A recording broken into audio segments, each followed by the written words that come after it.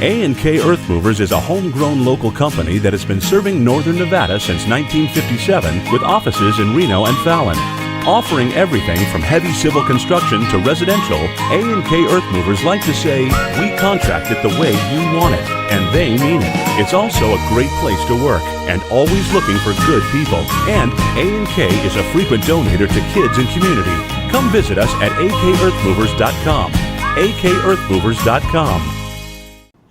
Welcome back, rodeo fans. This is Reno Rodeo 365, and I'm your host with Tony Lucero, who you met this year on Live at 5. Reno Rodeo 365 is a year-round show, and we bring you all things rodeo all the time, starting with the Reno Rodeo. Tony, what a highlight. Welcome to the show, and thank you for being here. Yeah, thanks for having me back. It was a great year for the rodeo. I mean, such an exciting time, and we had some guys that really pushed themselves up in the ranks heading to the NFR and getting ready for this Cowboy Christmas that they just went through. Absolutely, and we have the winning rides from tonight. We also broke some arena records, so let's jump back into a cowboy state of mind, but I'm going to tease that coming up on this show, we have the head of the Manpower Committee, who's in charge of all Reno Rodeo volunteers. So if this is the year that you sat there wondering how to get involved with the action, stick around because we will tell you all about how. But first, let's get back into a cowboy state of mind with the finals night of the Reno Rodeo and those champions of the Silver Spurs. Starting things off with the first winning ride of the Reno Rodeo is our bareback rider, Jess Pope, with an 86.5, and he was riding Scarlet Cat. This was a great ride for Jess and obviously won him the Reno Rodeo. Tony, we watched him all week long. What are your thoughts on that final performance? You know, this is one of the ones we talked about, just making a push up the ranks here right now. You know, this ride here, 86.5 on the finals. He ended up 255.5 on 3 head, which is a really good score coming for the overall on this one here. But as you watch here, he's going to be quick to the ground on his feet on this horse, and this is what judges are looking for when they're looking at these rides. So if we watch this ride here, as he's coming out, he's going to mark his horse, and then his feet are so quick back to the ground. Yep. And that's what they're looking for, is that snap, and that's what got him the title here. That and 50% of the points come from the horse and 50% from the rider. So even though he got 2 qualifying rides to get him back on finals night, he really had to rely on that horse to provide for him, and he did. Congratulations to Jess. Yes. Now we've got Will Loomis in the steer wrestling, sitting number 3 in the world. Will was a hoot all week. I loved having him in the media trailer, getting a chance to talk with him, but total of 13.5 on 3 head all week, and he pulled a check. Now, if I could make a check like that in 13 and a half seconds, I think I need to change professions. And he's on a roll right now. This guy is really eating it up out there. He's only 30,000 out from the lead in the world right now. I mean, and Reno helped him do a lot of that as well. But we got some big ones that he's at right now, and being Calgary and Cheyenne starting here in another week. I look for this guy to make some big moves. Absolutely. This ride was a 4-4, and I think that really put the cherry on top of his week. He'd had some great qualifying times to get back on Saturday night, and he showed the world how steer wrestling's done here at the Reno Rodeo. Absolutely. Yeah, now, Jen, this is a team we talked about earlier in the week of rodeo. Aaron Sinigini and Jeremy Bueller, they were a new team just coming together right recently before Reno Rodeo. This was their run here. They were a 6-7 in the finals to go 16-2 on 2. And you can see how he handles that steer off and just puts a great heel shot right there for them to come quick tight. But something I wanted to mention about this being a new team is Aaron Sinigini is number 20 in the world, and Jeremy's number 28. Aaron's only 5,000 out from the 15th spot in the world, and Jeremy's 18th out. So I just want to kind of touch something here real quick on these guys is there's a strong chance they can get to the finals at the NFR, and one might not make it. Yeah, absolutely. So these guys don't necessarily go as a team when they go.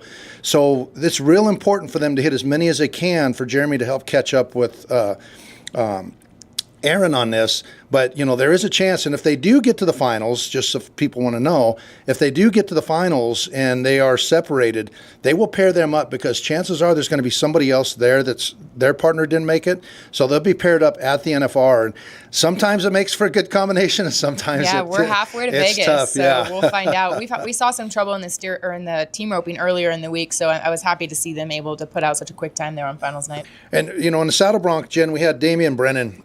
You know, again, he's made a big push as well. He's ranked number 5 in the world right now. This was his horse, 88.5 in the finals. He's got a ways to go, but he's 80,000 out right now from first in the world. So literally that's 2 rounds could pay $60,000 at the NFR, which could put him right in contention for the world title. Yeah, absolutely. And he's got, I have no doubt that we'll see him down in Las Vegas. He knows what he's doing, and he was excited to get those silver spurs, which is one of those coveted things that everyone looks forward to coming to the Reno Rodeo to receive. It's just something different to highlight your winnings and, put it on your mantle, a showcase of display of your awards and accolades. And I think that he's well deserving of that. And hopefully every time he looks at him, he gets that motivation to get him down to Vegas. Get him down there, yeah. And again, just 80,000 now. Again, I mentioned it earlier. We got Calgary going on right now that pays, I think, 3,000 a round. We got Cheyenne coming up, here in another week. So there's a lot of time for him to still make up before the end of September. Yeah, I think we'll see a lot from him. Keep an eye on Damian Brennan.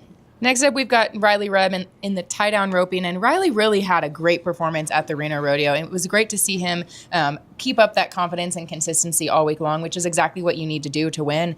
He got this ride done with an 8-3, and finals night, it's the end of the night. People are itching to know what's happening, and I can only imagine the pressure he feels as the sun sets and the crowd roars on a Saturday night, and he kept it together. He looks so cool, calm, and collected in that box. And that must be what it takes to win. And his horse is calm and collect as well. And you'll see it in this run. This horse is going to work real good for him.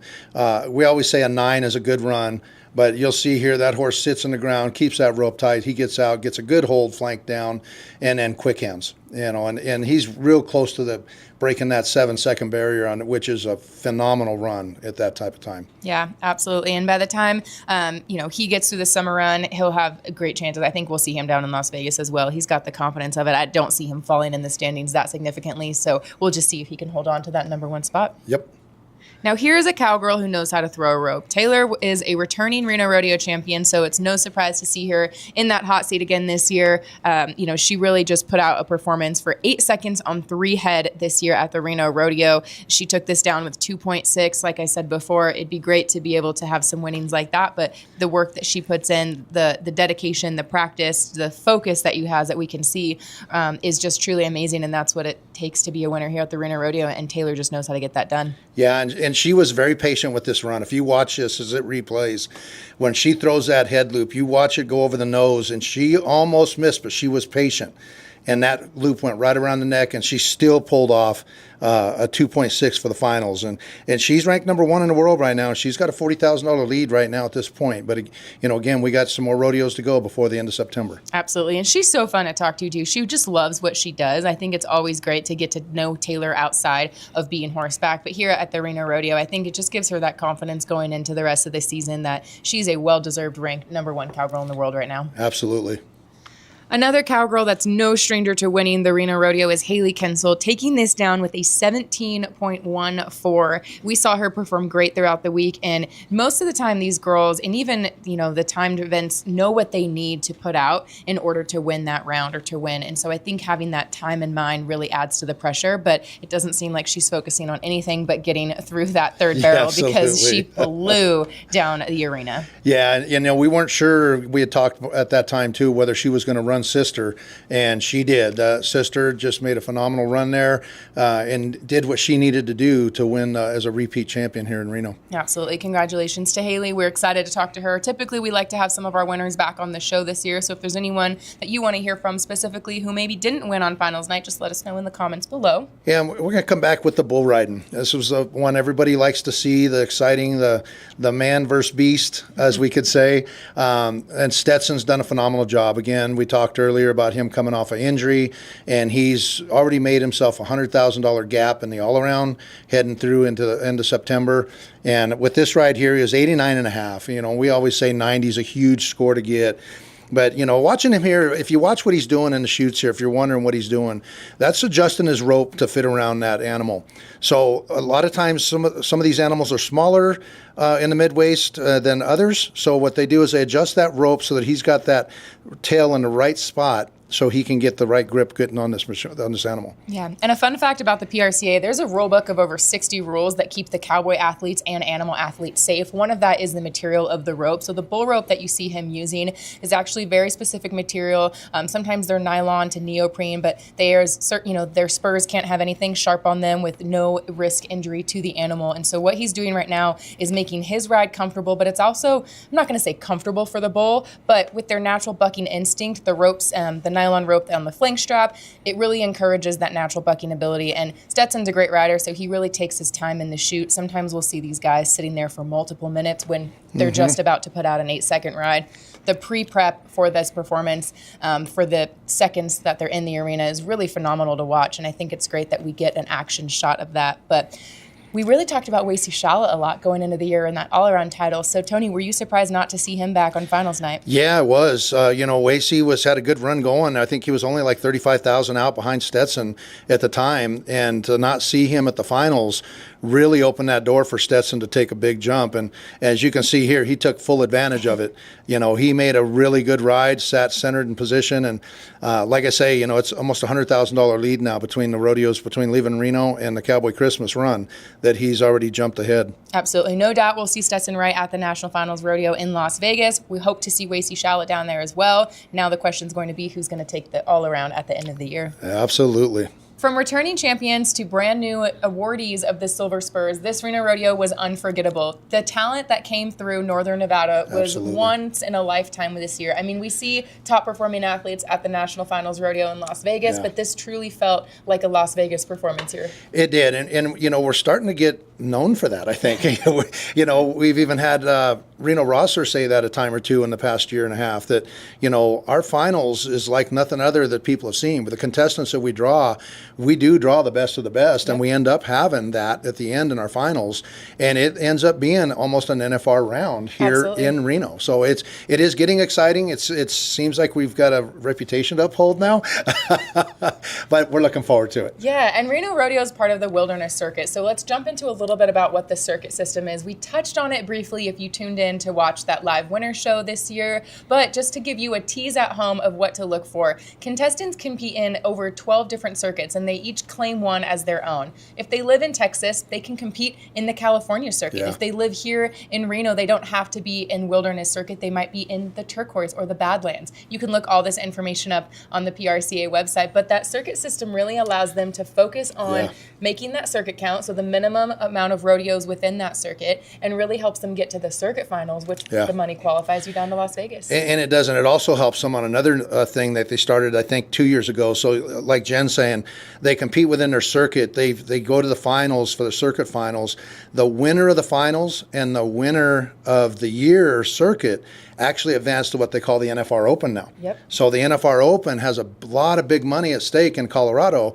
And again, it goes right back to that money counting towards the finals. Yeah, and I think what's great about that is everything that is lined up for these contestants is for them to make advancements and make money, because this is a sport where you pay to play. They pay their entry fees, they pay their travel fees. Sponsors help, so if you see any sponsors out there that support your favorite athlete, go support them.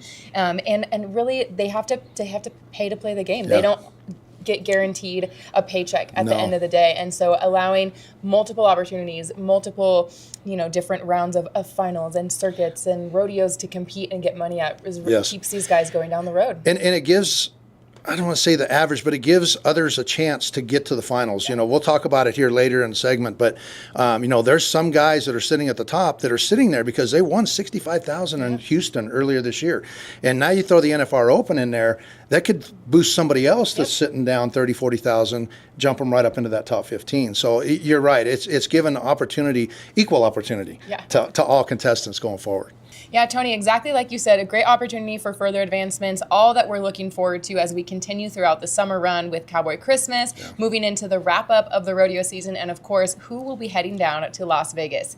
If you're interested in what's happening in the rodeo world, keep up with us here on Reno Rodeo 365. But my favorite part of today is that we get to talk to Ty Rogers, and Ty Rogers is the chairman of the Manpower Committee. He's the head of all volunteers, and there are over 1,000 that work together hand in hand to make the Reno Rodeo possible. So if you're sitting there wondering how you get involved, how you get that badge that gets you behind the gates to the animals and the rough stock, stay tuned, because we'll be right back with Ty. Keep it dirty. Get outside. Join the movement, a proud sponsor of the Reno Rodeo. Famous Dave's has the tastiest barbecue in town. We'll put our ribs up against anyone. We have the top pit masters from all across the U.S. Everything that goes into and out of our kitchen stems from Dave's philosophy: no amount of sauce can hide an inferior cut of meat. Low and slow, that's the only way to bring out the robust flavors and textures. That's why all the meat smoking is done in-house in each Famous Dave's location.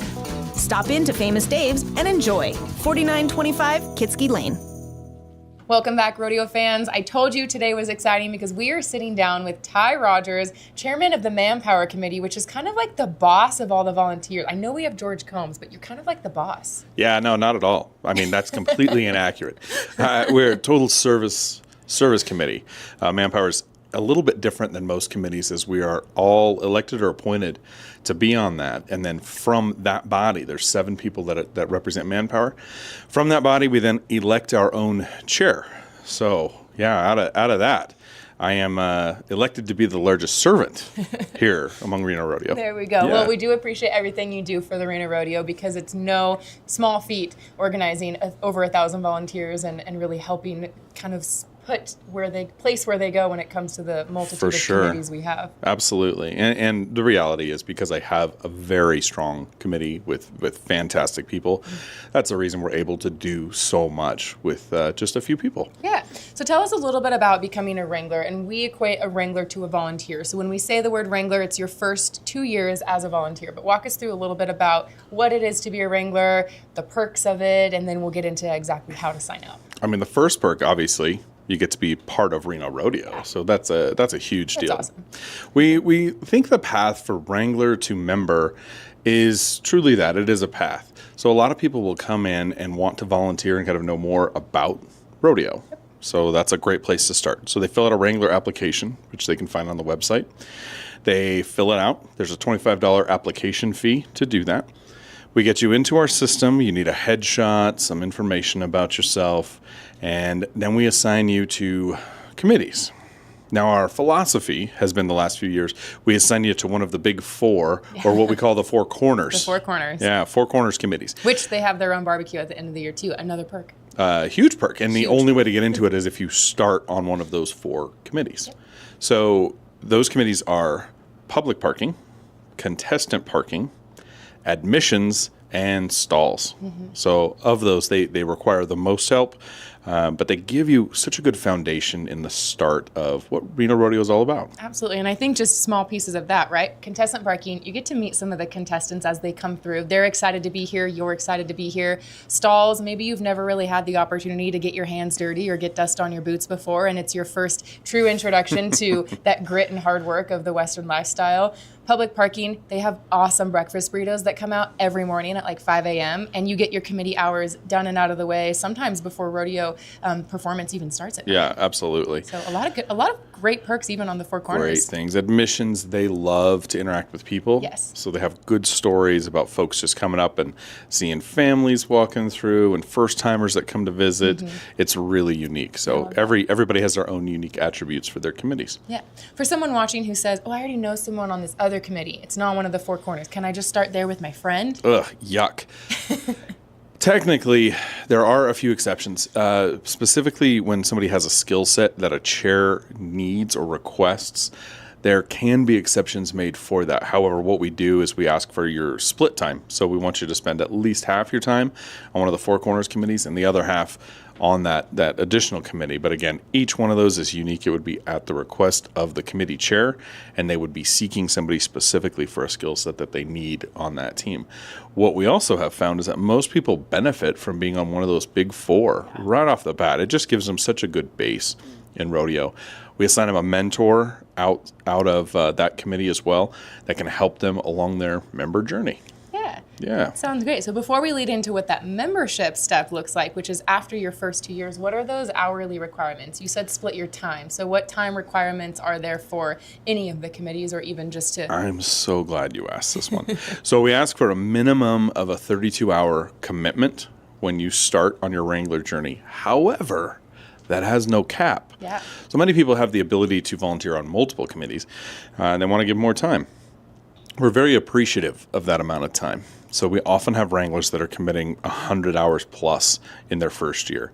If you have the ability to work all 10 days plus the setup, plus the teardown of rodeo, that's really what we're looking for here. Yeah. We want people that are going to really be here to put their heart and soul into it. And honestly, their blood, sweat, and tears too. Hopefully not a lot of blood. Or tears. Happy tears. Happy tears. Tears of joy. Tears of joy. Absolutely. So if they're going to come down here and give us most sweat equity, Yes. the 32-hour minimum is what we're looking for, and there's a reason why. Can I tell you what it is? That? I would love to know. All right. We would love to know. All right.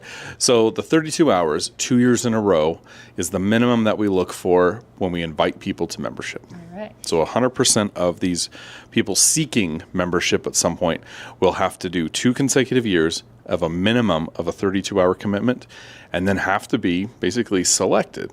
And the selection process goes from the Manpower Committee to put the first draft of the list together. It's not just Manpower, it's actually called Manpower Nominating. And we are the committee that nominates people for membership. So we put a list together that goes to the Executive Committee for their first approval, and finally to the Board of Directors, who will vote on it. And so that board of 50 plus the past presidents will all approve each individual name of a person to become an actual member of Reno Rodeo. Absolutely, which with 64 hours total, that's an honor to be recognized by some of the most prestigious volunteers of the Reno Rodeo throughout the years. And those 32 hours don't have to be obtained just in the 10 days. There are committees, and maybe not the Four Corners, but there are committees that work tirelessly throughout the year that people can get in hours as well, correct? You're completely right. We have a team 355. That is a committee that works all year long, but you will find many committees work constantly. I mean, This committee you're right here now. constantly, right? I am. All year long. And thank you for what you do. We Yeah, appreciate that. Of course, thank you. And then talk about membership. So once those the past presidents and the executive board, they vote you in, what does that mean? What is this step up from being a Wrangler to being a member, and what are some of those perks to look forward to? First commitment is monetary. Now you are obligated to pay your dues. So as a Reno Rodeo member, you'll get an invoice for $100. That'll be the beginning of September.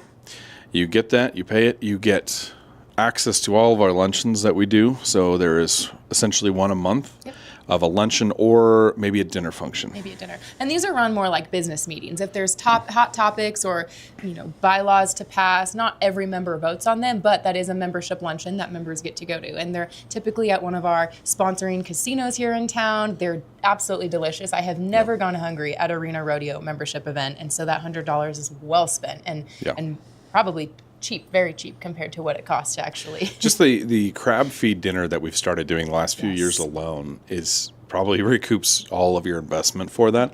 As well as we have during rodeo a members bar. Yes.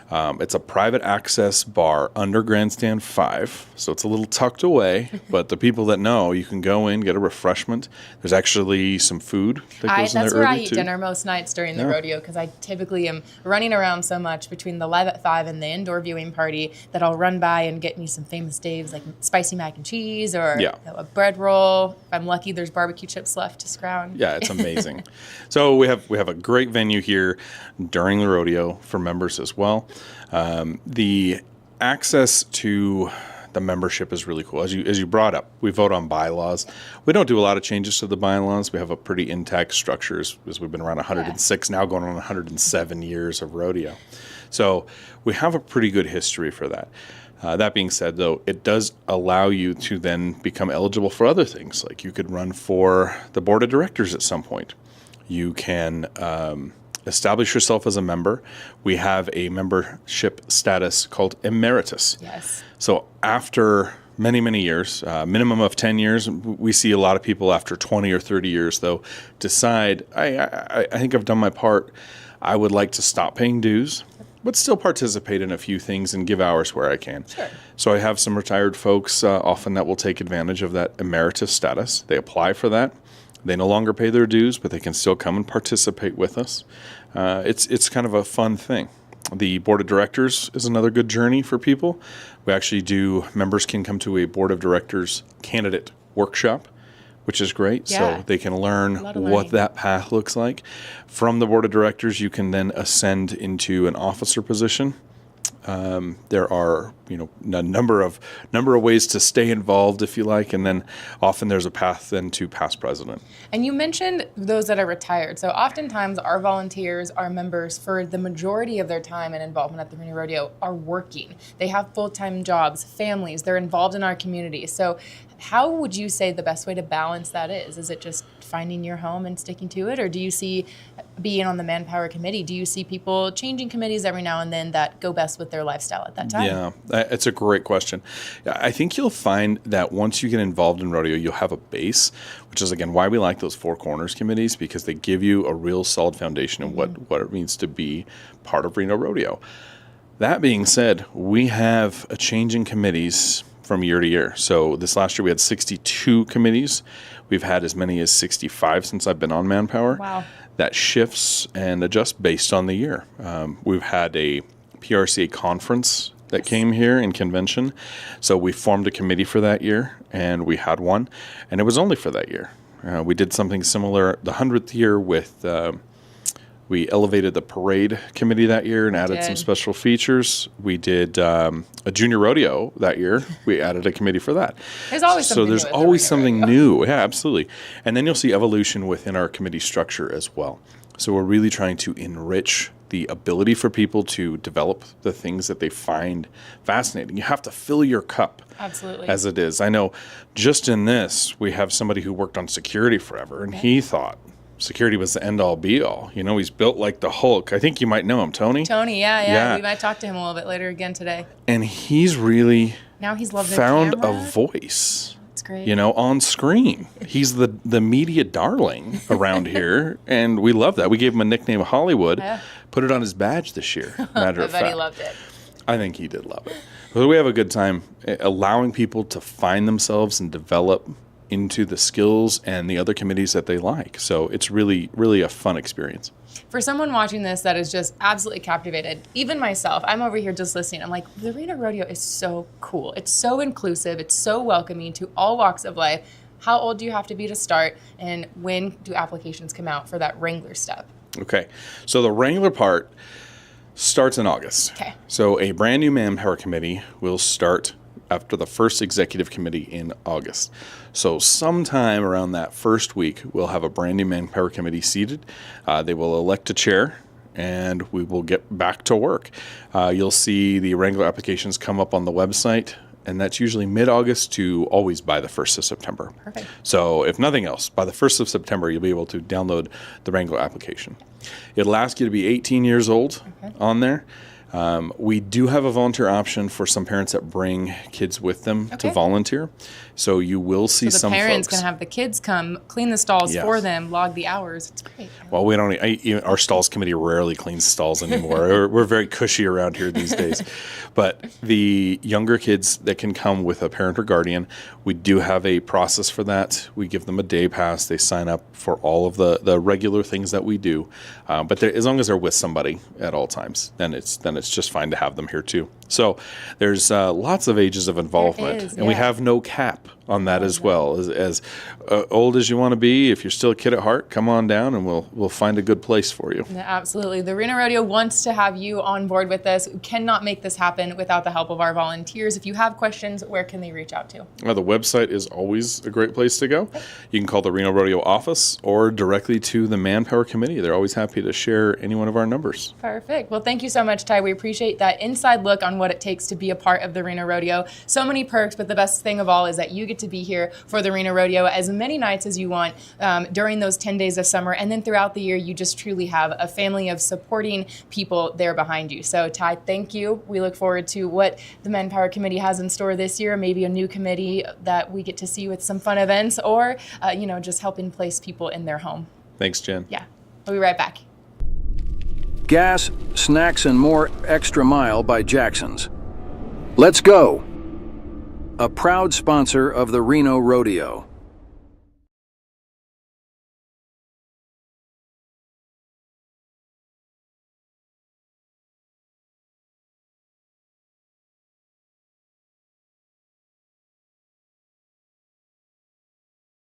Welcome back, future Wranglers and members of the Reno Rodeo. I hope you learned some valuable information on next steps to get involved to be a part of the Reno Rodeo family. As always, we want to cater to you throughout the year here on Reno Rodeo 365. So as we bring you all things rodeo all the time on a monthly basis, if there's someone you want to hear from, a favorite contestant, a rodeo act, a stock contractor, Hollywood, let us know and we'll do our best to get them on camera because this is all about you, our rodeo fans. Leading into the most important event of the year, of course, secondary to the Reno Rodeo for us, is the National Finals Rodeo. And Tony, you've got some awesome information for us because that payout down there, I mean, people go to Vegas to gamble, but these contestants go to win. They're going down to gamble too, but they got a lot better chance at it. So yeah, the NFR, you've heard us talk about it throughout the series of Reno Rodeo and into here with 365. The money they have now, Jen, is incredible. I mean, they're going to be pushing, it grows and grows every year because of the sponsors, but they're going to be pushing per round $36,000 this year. It's amazing. They're going to be pushing $90,000 this year for the average. So for those of you not knowing, there's 10 rounds of the NFR.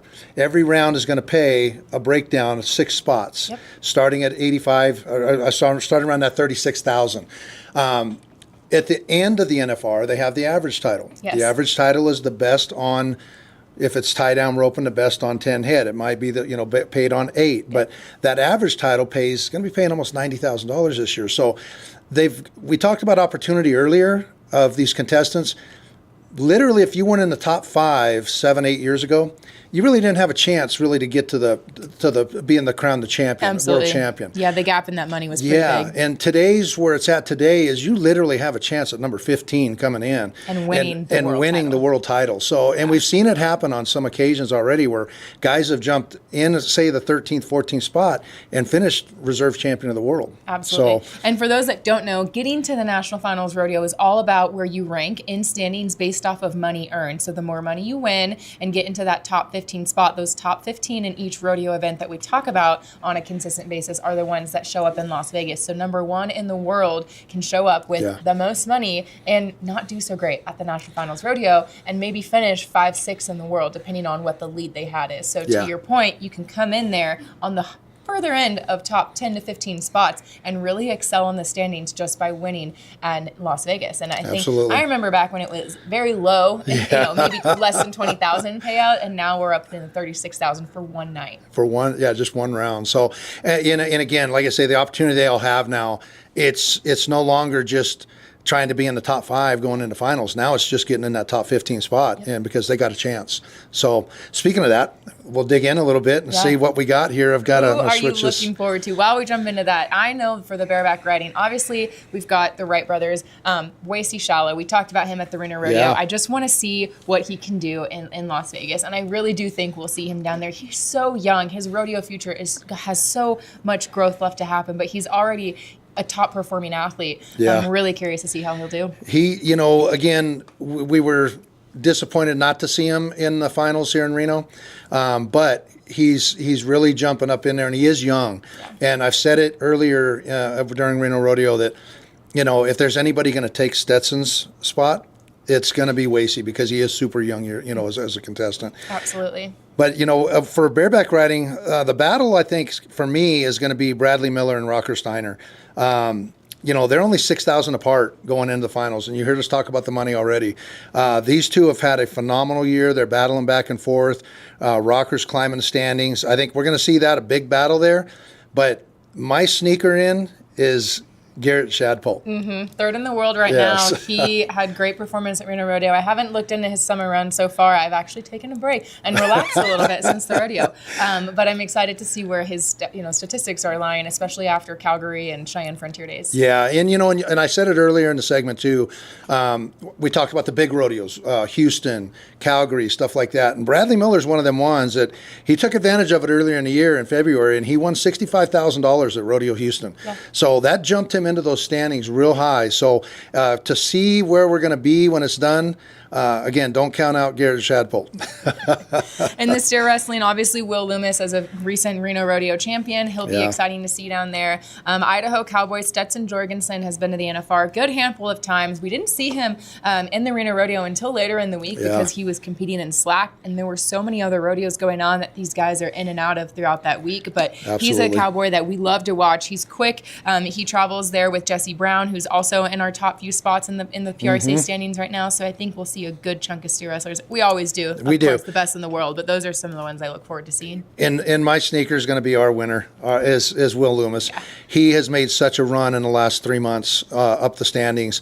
Again, Tucker Allen, he was very successful early in the year again, and took advantage of Rodeo Houston as well.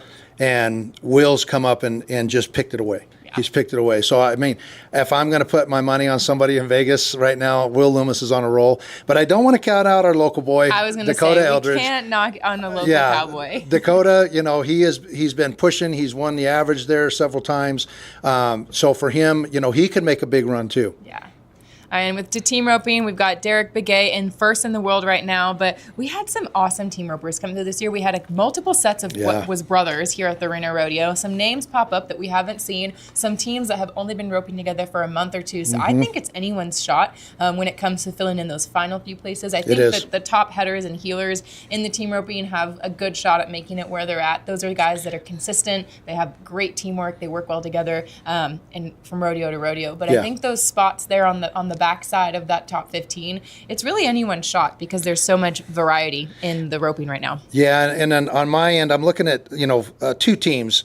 One because I have a heart for them, but the other one, and they're doing well. Don't get me wrong, and I'll explain it in a minute. But number 2 in the world, Tomlinson and Graves. These two, Tomlinson's 24-year-old kid.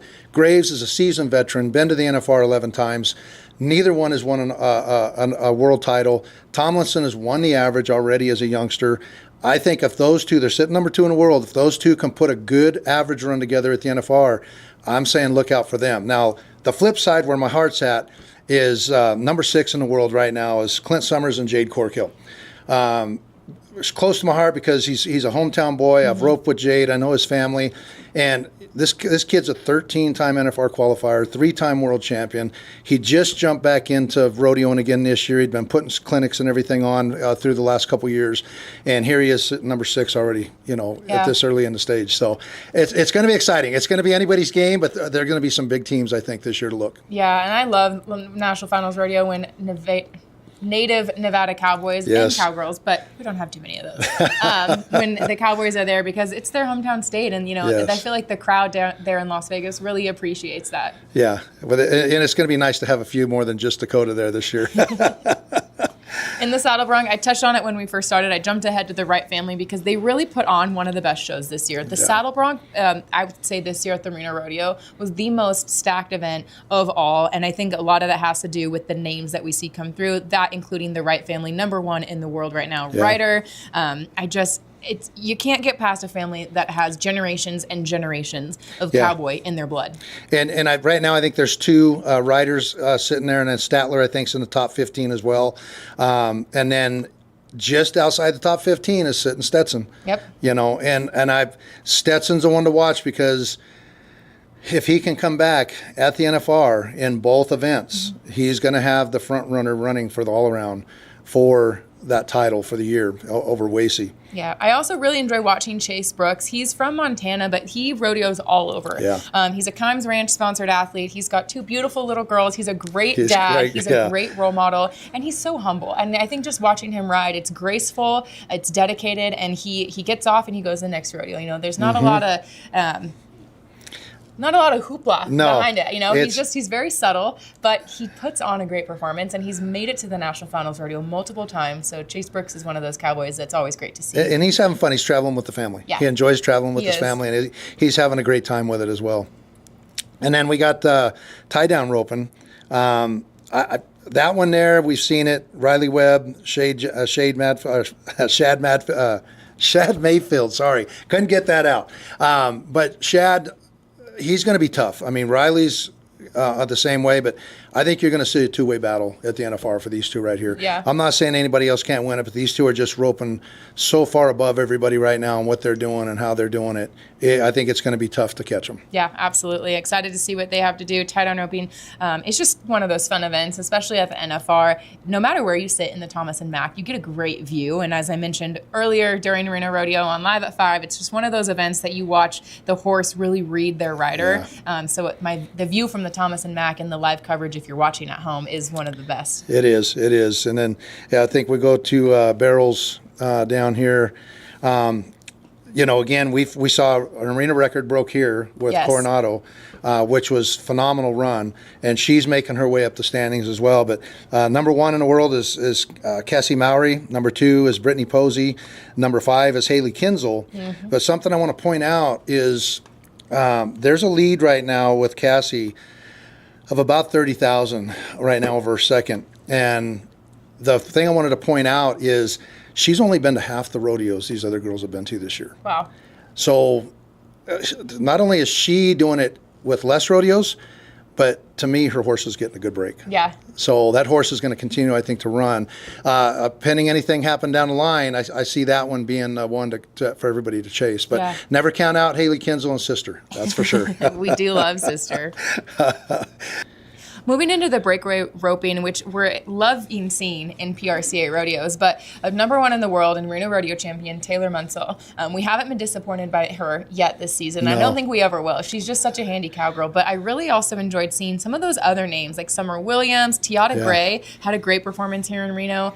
She's just outside the top 15, so I think we could see her jump to Las Vegas. I know she would love that. Yeah, Maddie Dierman's another one. Yeah. She's having a good season this year. Like I say, it's Josie Connor being number 2. Again, we talk about the money. Taylor's 40,000 ahead in the standings right now, but there's a lot of rodeo time left between now and the end of September. So that can be gapped up to 0 by the time they go, or somebody else can be your number 1 going into finals. Yeah, and the great thing about Breakaway is that they have their own national finals, the national finals of Breakaway roping, and so it's a fun event because there's excitement going on that's a little bit separate from the action that's happening at the Thomas and Mack. Absolutely, absolutely. And then the last one, bull riding. I know we talked about the Wrights and Stetson and the boys there, and Stetson's got a pretty good lead, 30K over Wasey Shala, number 2. Tristan Hutchins has been our last year's champion, not this year's, number 3. He was another one that took advantage earlier in the year, Rodeo Houston, with some big winnings there. But I looked through earlier and I saw Tristan's making a big run right now. Yeah. He's making a big run. He's hitting some big rodeos and he's winning. I'm going to do like I did in the bareback and put my sneaker for everything to be the guy to watch is going to be Tristan at the finals this year. Yeah, absolutely. I think we had great rides from Kyle Hamilton, too. He was fun to talk to. He's really on his A game this year. So, of course, I think we'll see him down in Las Vegas. And, of course, sitting right outside that top 15 spot, we've got a California, more local, Redding. He's in our six-pack rodeo, Jordan Spears. It's always fun to root for those that still have a chance with so much time left. Dustin Bouquet, he was here at the Reno Rodeo. Yeah. Great rides as well. And just being outside that top 15, again, we talked about that earlier, just getting in the top 15, you have that chance. And so, again, anybody that's in the top 20 theoretically has that chance to get in the top 15 right now and make that move at the finals. Yeah. So excited for Las Vegas, excited to keep you updated as we hit the rodeo road this summer. So continue and hang out with us here on Reno Rodeo 365. Follow along on our social medias. And if you're a business, organization, large or small, and want to be a part of the action here on Reno Rodeo 365, we are always looking for sponsors or advertisements. You can have a mic wrap, you can have a banner, ticker tape across the screen, or more. Just email advertising@renorodeo.com for more information. We're happy to help you, helping us here continue doing what we love, which is bringing you all things rodeo all the time. Tony, a pleasure to wrap up. What an awesome year it was. Jumping into next year, America loves rodeo. How do you feel about that? I love it. I think it's awesome. You know, our next president, Mark, he couldn't have been a better timing for where we're going to be in America, and to have this, America loves rodeo. I think we're there. Yeah, celebrating 250 years of America next year. You can come down to the Reno Rodeo office, get your sticker, get a lapel pin, and sport that throughout this year. And, of course, stay tuned for next month where those Wrangler applications come out. And I might even be able to give you a tease of when Reno Rodeo tickets go on sale. Until next time, rodeo fans, it's Tony Lucero or Hollywood and Jen Fisk. We'll see you later. Your great-granddad rode in the Reno Rodeo back in his day. It was his way of honoring America.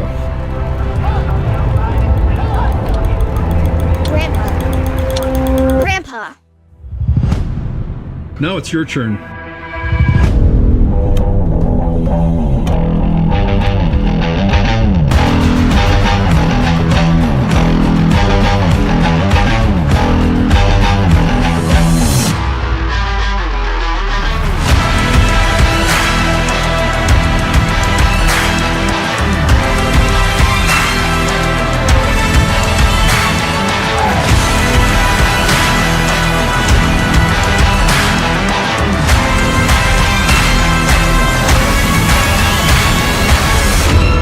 Boots on and flags high. This year we ride to celebrate America.